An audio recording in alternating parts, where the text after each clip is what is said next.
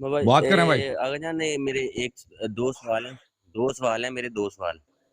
جی جی ایک تو سوال یہ ہے کون کہ کیا مائک آ رہی ہے آواز آپ کو؟ کیا مولا کائنات.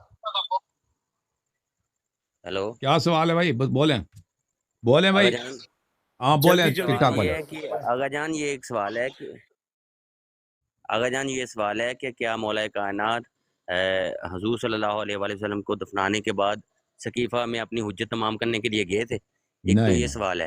اور وہ دوسرا بھائی سوال یہ ہے وہ سالے گئے تھے ثقیفہ. نبی صلی اللہ علیہ وسلم کی دفن ہی نہیں ہوئی نا ابھی. وہ ادھر تقسیم کرنے گئے تھے نا. جی تو امیر المؤمنین علیہ اچھا الصلوۃ دوسرا سوال والسلام ہاں سن لو بھائی سن لو خاموش. یہ نبی صلی اللہ علیہ وسلم کی بے حرمتی ہوتی کہ امیر المؤمنین علیہ السلام کسی جھگڑے میں اپنے آپ کو ملوث کرتے اور نبی صلی اللہ علیہ وسلم کا جنازہ بھی پڑھا. ٹھیک ہے نا.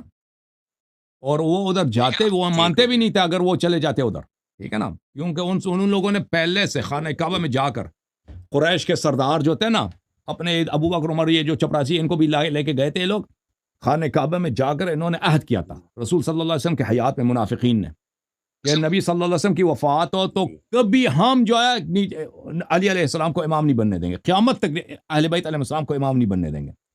تو ادھر جانے کا فائدہ بھی نہیں تھا. اور اس طرح کا جھگڑا ابھی نبی صلی اللہ علیہ وسلم کے ابھی جنازہ پڑا ہے تو یہ ان کی بہت بے حرمتی ہوتی.